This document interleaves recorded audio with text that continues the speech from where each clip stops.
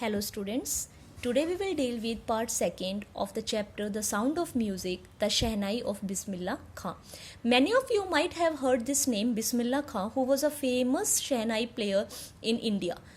So what this chapter is about, at the name of the chapter indicates the sound of music. We have met two music personalities, great personalities through this chapter. One was Evelyn Hope, who was deaf, and how she has succeeded in life and how many achievements she has done. So now another famous Shehnai player, Bismillah Khan.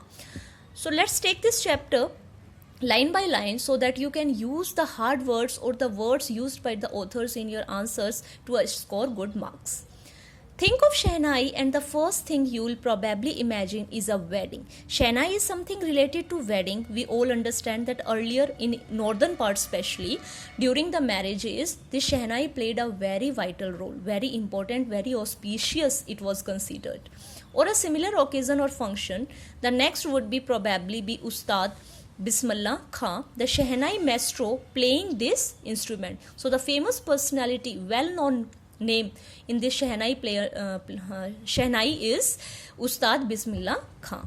So let's start the chapter. How this is originated, how this Shehnai came into existence, and why it is named Shehnai only. All this we'll get to know about in this chapter. Emperor Aurangzeb you might have studied in your essays, banned the playing of a musical instrument called pungi in the royal residence, for it had a shrill, unpleasant sound. So what is the scene? This Emperor Aurangzeb has banned this pungi. Pungi name you all have heard because it is producing a very unpleasant, harsh sound, and this emperor doesn't like it at all. So he has banned it. Pungi became the generic name for reeded noise makers. So reeded is also related to, here it is given also, this is an instrument. Fine. So this is a generic name, generic something related to this origin. Few had thought that it would be one day be revived, and very few people are having this hope that after banning this pungi it will be revived, or it will come back again in existence. A barber of a family of professional musicians who had access to the royal palace decided to improve the tonal quality of the pungi. So now there is a barber who went to the royal palace working there, and what he decided that he will improve the quality of this instrument. Somehow he will be able to give this melodious voice to this harsh sound. He chose a pipe with a natural hollow stem that was longer and broader than the pungi. So he had decided to take a long stem and made 7 holes on the body of the pipe. And what he did, he made just a flute, he made 7 holes on that. When he played on it, closing and opening of these holes, now students, you can imagine a flute player, how he is using by putting fingers on the holes and producing a very melodious sound. So by doing this, soft and melodious sounds were produced. He played the instrument before royalty and everyone was impressed, and he played this music in the emperor's court and everybody was impressed. The instrument, so different from the pungi, had to be given a new name. As the story goes, since it was first played in the Shah's chamber and was played by a nai, the instrument was named the Shehnai. So this is how this word is given to this instrument Shehnai, because it was played at the Shah's chamber and it was played by a nai. So this became Shehnai. So you can see these pictures here. This is the pungi, how harsh word that was producing, and he has changed these 7 holes he has made, and this became Shehnai. The sound of the Shehnai began to the consideration auspicious, as I told that on the very auspicious occasions we play Shehnai, especially in the northern Indian weddings. As for the reason, it is still played in the temples and it is indispensable component of any North Indian wedding. In the past, the Shehnai was part of the Naubat or traditional assembles of 9 instruments found in royal courts. So the Shehnai was included among the 9 musical instruments that were used in the emperor's court. So this was among them. The credit for bringing this instrument into the classical stage goes to Ustad Bismillah Khan, and who has make it more famous, worldwide recognition, who has given this Shehnai was Ustad Bismillah Khan. As a 5-year-old, Bismillah Khan played Gilli Danda. This is the well-known game, you all understand it very well. Near a pond in the ancient state of Durmao in Bihar. So this is the name of a village in Bihar. So he was playing Gilli Danda there. He would regularly go to the nearby Bihariji temple to sing the Bhojpuri Cheta, at the end of which he would earn a big laddu weighing 1.25 kg, a prize given by the local Maharaja. So he used to sing there, he used to play there, and as a reward, what he was getting this laddu as a prasad. This happened 80 years ago, and the little boy has travelled far to win the highest civilian award in India, the Bharat Ratan. So this is the story of 80 years before, and this man became so much famous that he got the Bharat Ratan award, which is the highest civilian award in India. Now he will explain how he has achieved all the success. Born on 21st March 1916, Bismillah belongs to a well-known family of musicians. So his family was of musicians from Bihar. His grandfather Rasul Baks Khan was the Shehnai Nawaz of the Bhojpur King's Court. So his father was also working in King's Court playing Shehnai. His father Pagambar Baks and other paternal father's family ancestors were also great Shehnai players. So this is something inherited. He was having in his blood this Shehnai, because forefather, grandfather, father, everybody was busy in this Shehnai. Many paternal ancestors were engaged in that. The young boy took to music early in life at the age of 3 when his mother took him to the maternal uncle's house in Banaras, now Varanasi. Now this name is Banaras is changed into Varanasi. So when he was only 3-year-old, his mother took him to the maternal family of mother uncle's house. What happened then? Bismillah was fascinated watching his uncle practice the Shehnai. Soon Bismillah started accompanying his uncle Ali Baks to the Vishnu temple of Banaras, where Baks was employed to play the Shehnai. So we all get inspired by someone. So he was by maternal uncle Ali Baks, whose name was Ali Baks, who was playing Shehnai. He got attracted towards that. Ali Baks would play the Shehnai and Bismillah would sit captivated, attracted, spellbound for hours on end. Slowly, he started getting lessons in playing the instrument. He started learning this instrument and would sit practicing throughout the day. This is the determination that throughout the day, he, start learning this instrument. For years to come, to temple of Balaji and Mangla Maya and the banks of the Ganga became the younger upcoming artist. Favorite haunts where he could practice in solitude where nobody can disturb, privacy, we can say that. So he was practicing. The following waters, the Ganga inspired him to improvise and invent rags that were earlier considered to be beyond the range of the Shehnai. So he was practicing sitting near Ganga river, and this is the source of inspiration for him, and he has worked on the rags and all music thing. He started taking interest in that.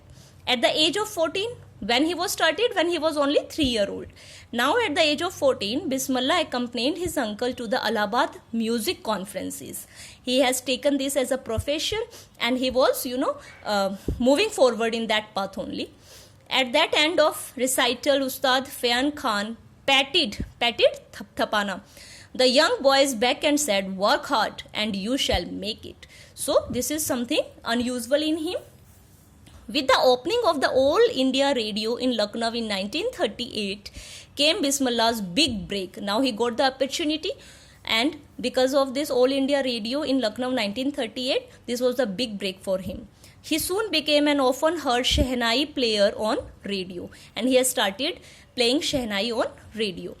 When India gained independence on 15th August 1947, this is very important, Bismillah Khan became the first Indian to greet the nation with his Shehnai. As I told that on the very auspicious occasions the Shehnai was played. So when India got independence, Bismillah Khan has played Shehnai. He poured his heart out into Rag Kafi from the Red Fort to an audience which included Pandit Jawaharlal Nehru, who later gave the famous Tryst with Destiny speech. So he was the man Ustad Bismillah Khan, who played Shehnai on the auspicious occasion of India's freedom. Bismillah Khan has given many memorable performances both in India and abroad. His first trip abroad was to Afghanistan, where King Zahir Shah was so taken in by the maestro that he gifted his priceless Persian carpets and other sovereigns gold coins. The king of Afghanistan was not the only one to be attracted with Bismillah's music. So he was very much fascinated, very much spellbound after listening Shehnai, and he has gifted him many things. Film director Vijay Bhatt was so impressed after hearing Bismillah play at a festival that he named a film after the instrument called Goonj Uthi Shehnai, and he has made a movie whose name was Goonj Uthi Shehnai, and it was because of Ustad Bismillah Khan only. The film was a hit and one of Bismillah Khan's composition, Dil Ka Khilona Hai Toot Gaya. This is the song that he played in that movie, and it was very big. Turned out to be a nationwide chartbuster. Chartbuster means huge success. Despite this huge success in the cellular world, it means Bollywood, you can say that cinematic world, Bismillah Khan's ventures in film music were limited. He was not that much interested. He has not engaged himself in movies only.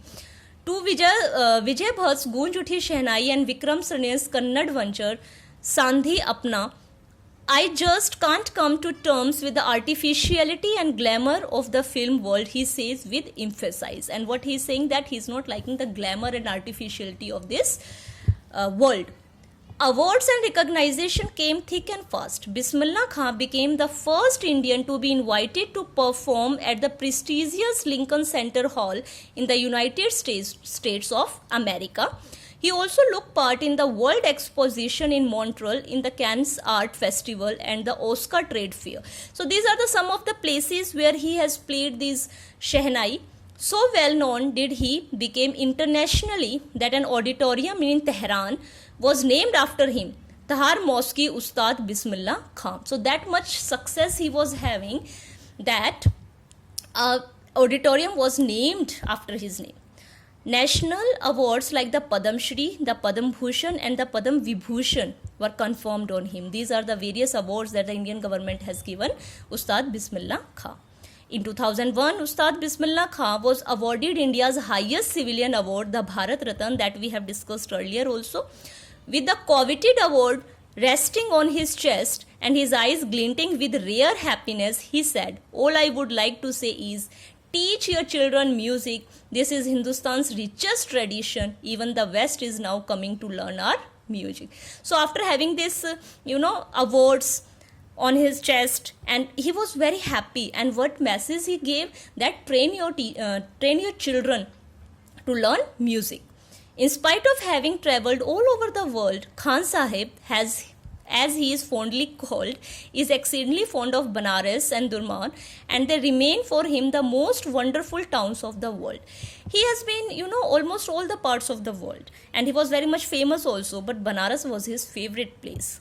A student of his once wanted him to head a Shehnai school in the USA, and the student promised to recreate the atmosphere of Banaras by replicating the temples there.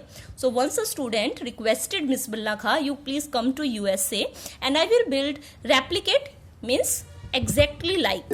I will make exactly the Banaras cities look there, temples there, and you will not feel like that you are in abroad. But Khan Sahib asked him if he would be able to transport river Ganga as well. This is very interesting. What he said, you can replicate everything, temple and everything thing there, but you can't take river Ganga. Later he is remembered to have said, that is why whenever I am in foreign country, I keep yearning to see Hindustan.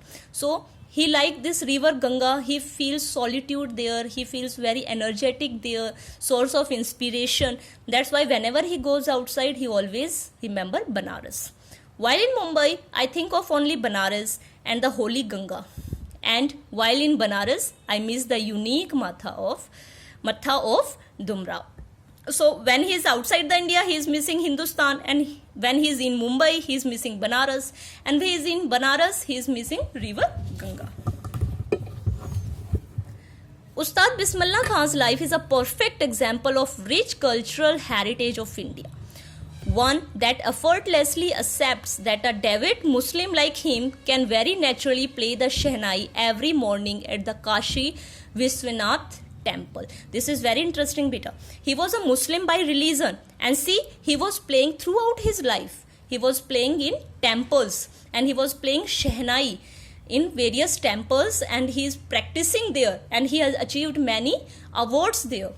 Ustad Bismillah Khan passed away on 21st August 2006 at the age of 90 after a prolonged illness. He was given a state funeral and the government of India declared one day of national mourning.